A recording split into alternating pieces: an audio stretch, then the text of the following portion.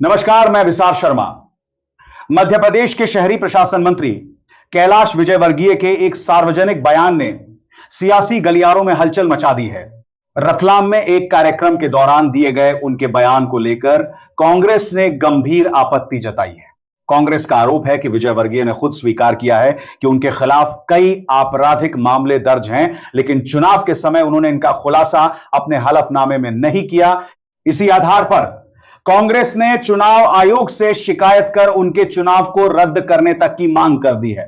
दोस्तों, पूरी डिटेल आपको इसी वीडियो में दूंगा, लेकिन उससे पहले एक छोटा सा अनुरोध है। अगर आपने अभी तक वीडियो को लाइक नहीं किया तो जरा गोदी मीडिया के एंकरों की तरह आलसी मत बनिए। लाइक का बटन दबाइए, शेयर कीजिए अपने दोस्तों और परिवार के साथ और कमेंट में बताइए कि आप यह वीडियो भारत के किस शहर या राज्य से देख रहे हैं। और हां, अगर अभी तक आपने हमारे चैनल को सब्सक्राइब नहीं किया तो जरा जल्दी कर लीजिए, क्योंकि न्यूज चैनल बदल सकते हैं लेकिन सच्ची खबरें नहीं। शनिवार रात रतलाम में एक सार्वजनिक कार्यक्रम को संबोधित करते हुए कैलाश विजयवर्गीय ने कहा था कि पश्चिम बंगाल में उनके खिलाफ 38 फर्जी मामले दर्ज किए गए हैं। उन्होंने यह भी कहा कि यदि वे बंगाल जाते हैं तो उनकी गिरफ्तारी हो सकती है। अपने 6 साल के बंगाल प्रवास का जिक्र करते हुए उन्होंने कहा कि उनका जीवित रहना किसी दैवीय कृपा से कम नहीं था और इसके लिए उन्होंने बजरंगबली को धन्यवाद दिया। इस बयान के सामने आते ही राजनीतिक विवाद शुरू हो गया। कांग्रेस ने विजयवर्गीय के इसी बयान को आधार बनाकर इसे कानूनी मुद्दा बना दिया है। पार्टी के मीडिया विभाग के अध्यक्ष मुकेश नायक ने कहा कि मंत्री ने स्वयं यह स्वीकार किया है कि उनके खिलाफ कई मामले दर्ज हैं, लेकिन इंदौर विधानसभा सीट से नामांकन के समय उन्होंने इन मामलों का उल्लेख अपने चुनावी हलफनामे में नहीं किया।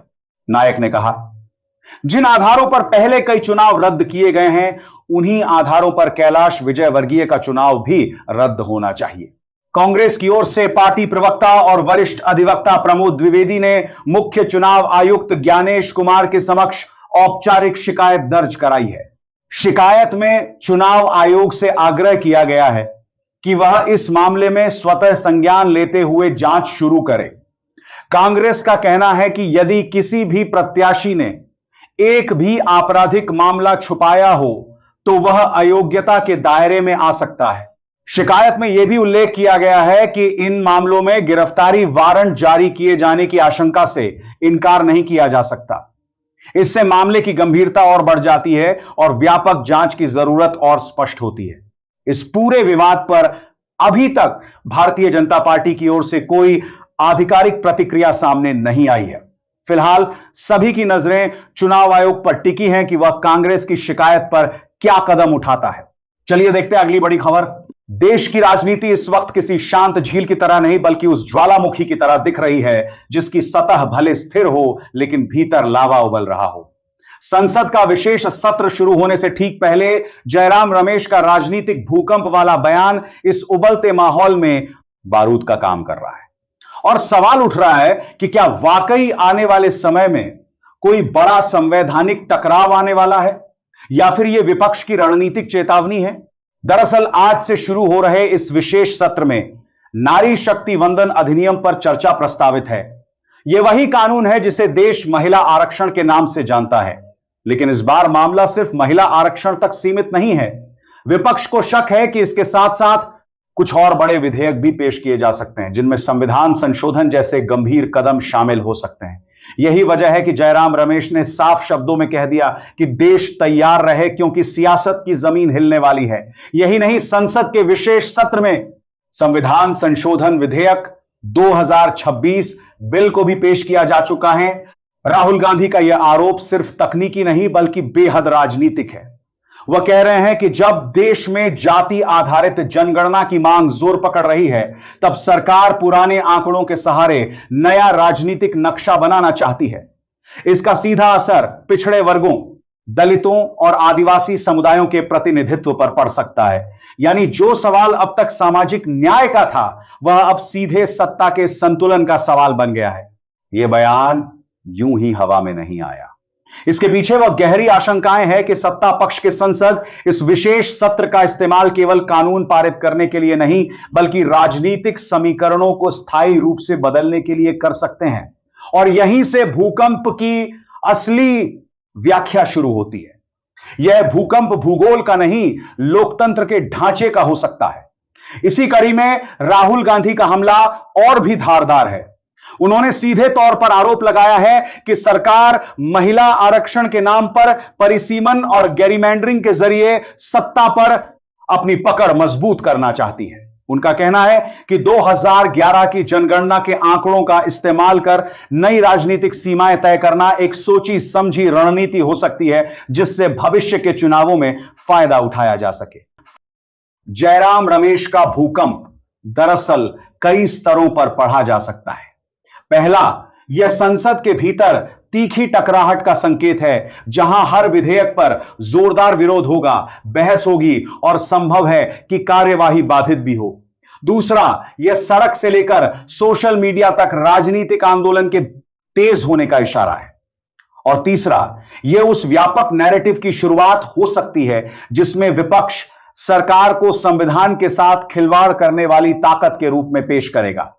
अगर इसे थोड़ा और गहराई से समझें तो यह भूकंप दरअसल 2026-2029 की राजनीति की नींव हिला सकता है। परिसीमन की प्रक्रिया जो लंबे समय से टलती रही है, अगर अब तेज होती है तो उत्तर और दक्षिण भारत के बीच सीटों का संतुलन बदल सकता है। इससे न सिर्फ राज्यों की राजनीतिक ताकत प्रभावित होगी, बल्कि राष्ट्रीय स्तर पर सत्ता का समीकरण भी बदल सकता है। यही वह बिंदु है जहां राहुल गांधी का सत्ता पर कब्जा वाला आरोप फिट बैठता है। वह कह रहे हैं कि यह सिर्फ कानून बनाने की प्रक्रिया नहीं, बल्कि भविष्य की राजनीति को अपने पक्ष में ढालने की कोशिश है। और अगर ऐसा है तो यह विपक्ष के लिए अस्तित्व की लड़ाई बन सकती है। यहां नारी शक्ति वंदन अधिनियम एक दिलचस्प मोड़ पर खड़ा है। एक ओर यह महिलाओं को संसद और विधानसभाओं में 33% आरक्षण देने का वादा करता है, जिस पर लगभग सभी राजनीतिक दल सहमत हैं। लेकिन दूसरी तरफ इस अधिनियम को लागू होने की शर्तें, जैसे नई जनगणना और परिसीमन, इसे तत्काल प्रभाव से लागू होने से रोक रही हैं। विपक्षी राजनीतिक दलों का आरोप है कि यह कानून अभी नहीं कभी नहीं वाली स्थिति पैदा कर सकता है। मोदी सरकार के लिए यह सत्र एक अवसर भी है और परीक्षा भी। अवसर इसलिए कि वह महिला सशक्तिकरण के बड़े एजेंडे को आगे बढ़ा सकती है, और परीक्षा इसलिए कि विपक्ष इसे लोकतांत्रिक संतुलन के साथ छेड़छाड़ के रूप में पेश करने में जुटा है। लेकिन तस्वीर का दूसरा पहलू यह भी है कि सरकार और उसके समर्थक यह तर्क दे सकते हैं कि महिला आरक्षण जैसे ऐतिहासिक फैसले को टालना भी उचित नहीं है, और परिसीमन व जनगणना जैसी प्रक्रियाएं संवैधानिक अनिवार्यता हैं। उनके लिए यह सुधार की दिशा में उठाया गया कदम है, न कि साजिश। यानी एक ही कदम, दो पूरी तरह अलग कहानियां। एक तरफ सशक्तिकरण, दूसरी तरफ सत्ता का केंद्रीकरण। एक तरफ संविधान का पालन, दूसरी तरफ संविधान की आड़ में खेल। संसद का यह विशेष सत्र अब सिर्फ एक औपचारिक बैठक नहीं रह गया है, यह उस अखाड़े में बदल चुका है जहां शब्द हथियार हैं, आरोप ढाल हैं और हर बयान एक नई राजनीतिक लकीर खींच रहा है। जयराम रमेश का राजनीतिक भूकंप कोई अचानक आने वाली घटना नहीं, बल्कि उस प्रक्रिया का नाम है जो धीरे धीरे जमीन को कमजोर करती है और फिर एक दिन सब कुछ हिला देती है। यह भूकंप आएगा या नहीं, यह महज कुछ घंटों में ही साफ हो जाएगा। लेकिन इतना तय है कि उसकी आहट ने ही सियासत को बेचैन कर दिया है, और जब सियासत बेचैन होती है तो लोकतंत्र की धड़कन तेज हो जाती है, कभी उम्मीद में, कभी आशंका में। तमिलनाडु के मुख्यमंत्री एम.के. स्टालिन ने गुरुवार सुबह प्रस्तावित परिसीमन विधेयक के खिलाफ विरोध प्रदर्शन किया और उसकी एक कॉपी भी जलाई।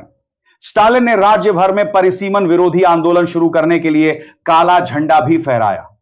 एक्स पोस्ट करते हुए उन्होंने लिखा, परिसीमन को लेकर तमिलनाडु भर में विरोध की भावना फैल जाए, फांसीवादी भाजपा का अहंकार चूर चूर हो जाए।